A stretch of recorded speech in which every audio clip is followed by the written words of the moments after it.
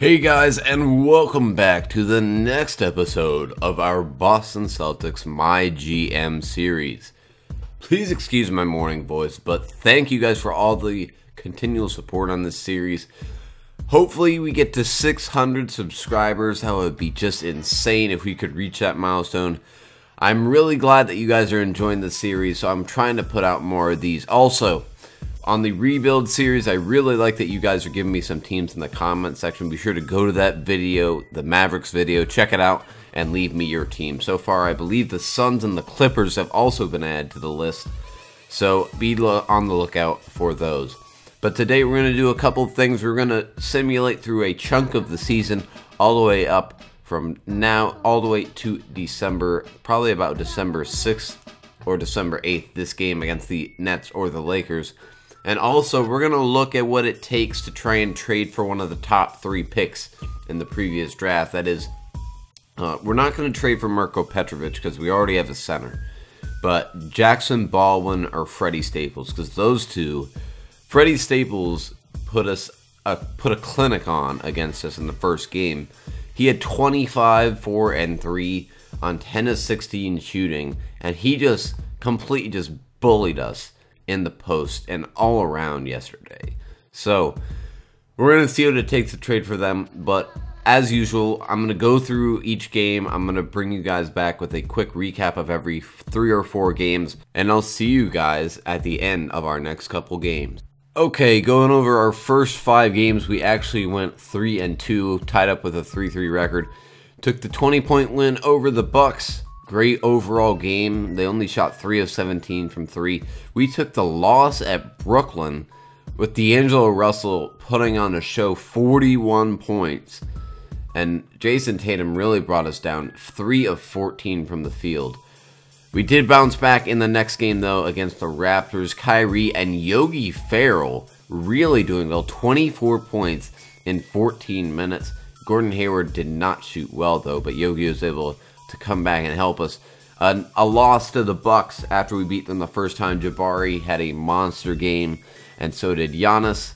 And then we did pick up the 4-point win against the Magic with 7 players getting in double figures, with Al Williams and everybody really chipping in. Only thing is, Gordon Hayward's shooting struggles are seemingly back as they were last season before he got injured. Oh my, wait a minute. I just saw this on the injury report. Who's out? Klay Thompson's hurt.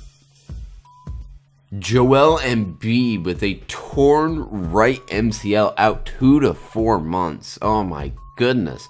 And the rookie Odell Shepherd is also hurt for 4 to 6 weeks with a broken nose. That is really, really unfortunate. Anybody else? Our old Caleb Swanigan's out for a couple weeks. And Kevin Love is out 4 to 6 weeks with a broken right wrist. The injury bug seems to keep on going, knocking out Embiid and multiple others in the process.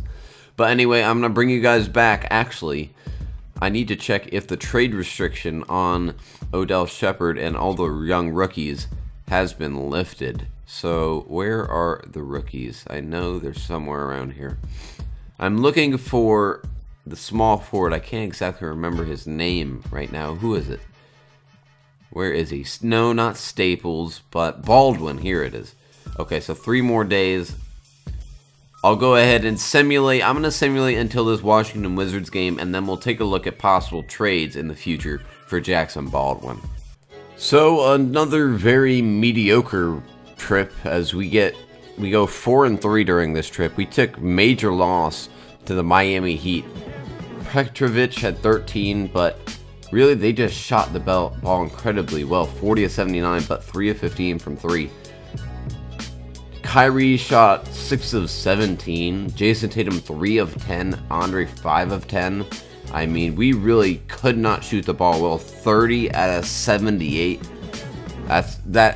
Demetrius Jackson was our #1 scorer. That should tell you all you need to know about this game. But we also took loss to the Hawks and the Clippers, but we took wins over everybody else. Now, let's go to the Pelicans and let's see what it would take, if at all, to get Jackson Baldwin. I thought I went into Trade Finder. No, let me go to Trade Finder and let me go to the Pelicans. And let me see what I could get for Jackson Baldwin. Jackson Baldwin is not even available.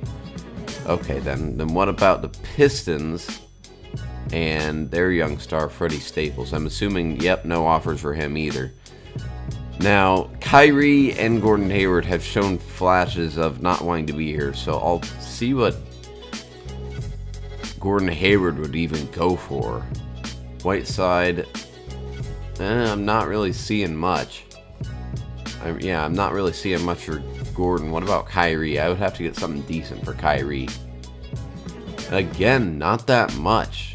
A lot of very bad players overall, so it's not even worth it to trade either of them.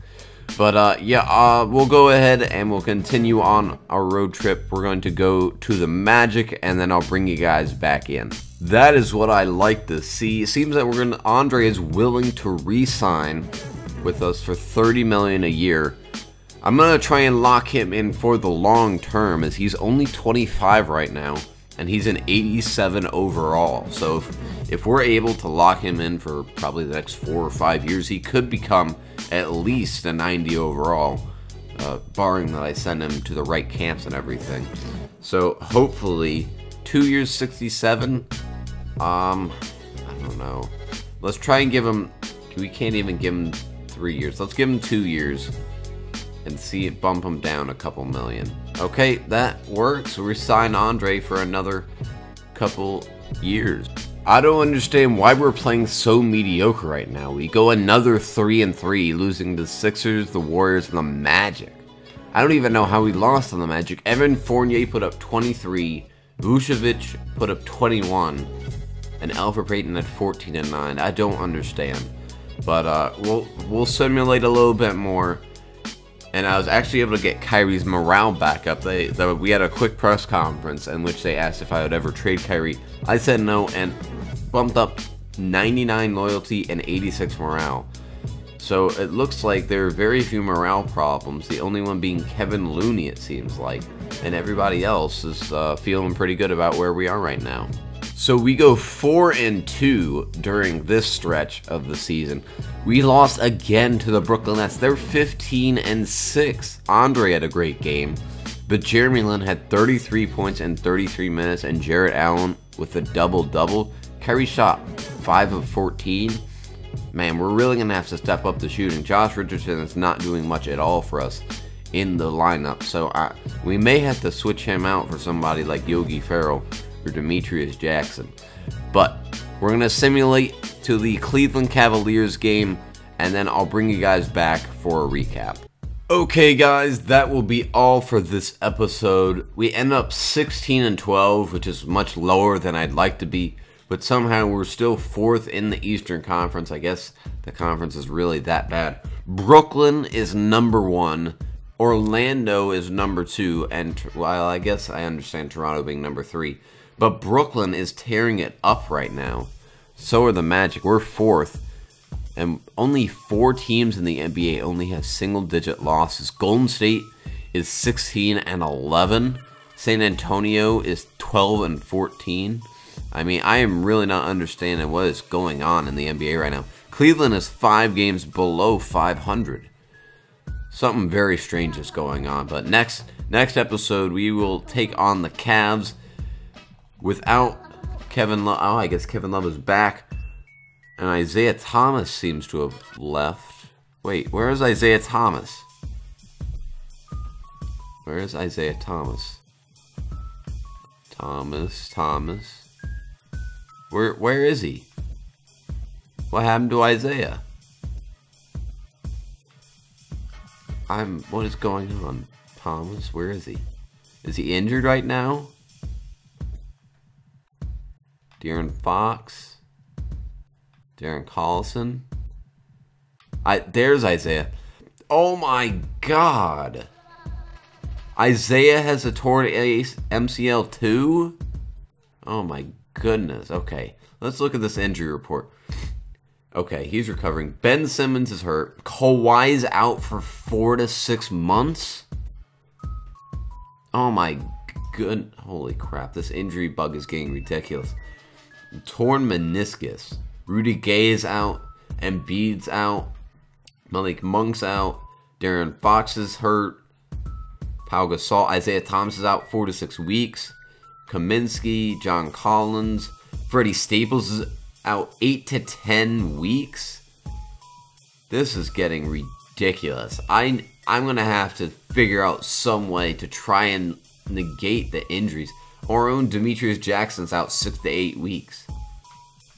This is getting out of hand. It really is.